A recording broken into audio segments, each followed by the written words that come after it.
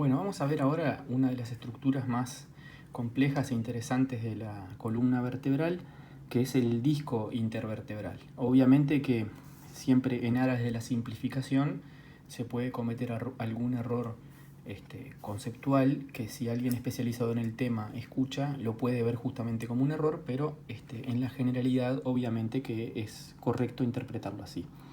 En primer lugar, el disco intervertebral se ubica en el sector anterior de la columna, uniendo entre sí los cuerpos vertebrales. Aquí tenemos la superposición de cuerpos vertebrales y esta estructura blanca, que es blanca justamente por ser cartilaginosa, es el disco intervertebral. Entonces se ubica en el sector anterior de la columna, vinculando, uniendo entre sí los cuerpos de las vértebras. Y este es el mejor ejemplo que se me ocurre para hablar del disco intervertebral, porque es muy claro que el disco intervertebral tiene forma de barril, al cual le podemos reconocer una tapa y un fondo. Esta tapa y fondo, es decir, el sector superior e inferior de cada disco, está en contacto con la vértebra que queda por arriba y con la vértebra que queda por debajo. Y se denominan platillos cartilaginosos.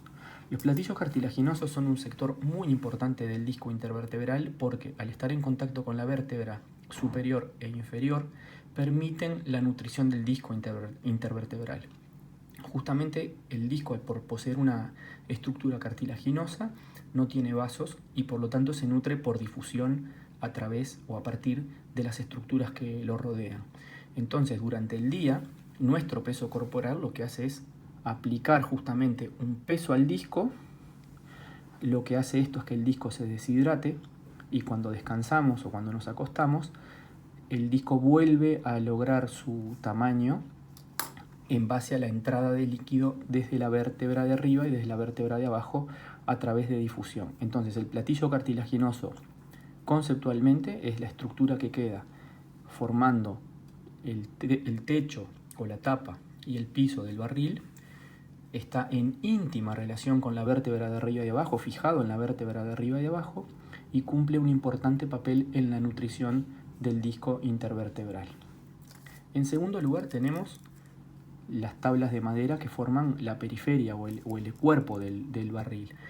Pero vean que bien como acá se nota que hay fibras, o mejor dicho, las tablas que tienen esta disposición y bandas de refuerzo de metal de esta disposición. Tal cual así tiene fibras el disco intervertebral. Tiene fibras que tienen esta disposición, fibras que tienen esta disposición o una disposición helicoidal. En el sector periférico todo esto forma como justamente una especie de círculo. Esto que está aquí en el disco se llama anillo fibroso. El anillo fibroso es el sector más periférico del disco y también desde el punto de vista patológico, viendo este ejemplo ahora para ver después en los preparados, se va a entender muy claro que si yo le aplico al disco una carga excesiva en este sentido, le estoy aplicando también una carga en este sentido a las tablas que forman parte del disco. Por lo tanto, si yo le aplico una carga excesiva, voy a hacer que estas fibras de acá se arqueen en este sentido. ¿Y qué es lo que puede pasar? Que si estas fibras se arquean, forman lo que se llama, lo vamos a ver más adelante, pero prefiero adelantarme, una protrusión del disco. Es decir, esta parte del barril quedaría más protruida hacia aquí, inclinada porque estas varas se arquean, y por lo tanto esto va a constituir una protrusión discal. También, si yo sigo ejerciéndole presión, puedo quebrar alguna de estas barras de madera. Eso es lo que se llama una fisura del anillo fibroso. Y por último, el disco intervertebral tiene un contenido adentro. Ese contenido de adentro del disco es el núcleo pulposo. El núcleo pulposo es una estructura que tiene un gran contenido de agua y proteoglicanos y por lo tanto es muy elástica y permite básicamente, entre comillas, que el barril se adapte, que el disco se adapte a las diferentes presiones en los diferentes ángulos en los cuales se mueve la columna. Entonces, recordando, componentes del disco, platillos cartilaginosos superior e inferior, implicados en la estabilidad del disco, implicados en la unión del disco con la vértebra de arriba y con la vértebra de abajo, e implicado de forma muy importante en la nutrición del disco. En el sector periférico, el anillo fibroso, cuya función es darle estabilidad también al disco y contener el núcleo pulposo que está adentro. El núcleo pulposo tiene un alto contenido de agua, es una estructura muy blanda en circunstancias normales y es lo que permite entonces darle elasticidad y movimiento al disco. Como el disco no tiene irrigación, también tiene una pobre inervación, ¿sí? El único sector realmente bien inervado del disco intervertebral es el anillo periférico.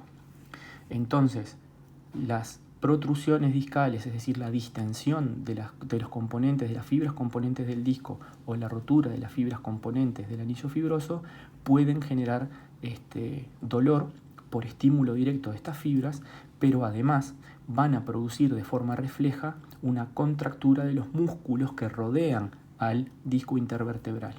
Si el disco sufre una fisura, lo que conviene es que ese disco se mueva lo menos posible para que sane. Entonces, de forma refleja, lo que va a haber es dolor por rotura de las fibras del disco, el dolor nos va a hacer inmovilizar, pero además la contractura de los músculos que rodean el disco intervertebral también va a generar dolor e impotencia funcional en un intento del cuerpo por sanar esa rotura del disco. Bueno, vamos a cortar acá este video y enganchamos con un segundo video para que no queden tan largos.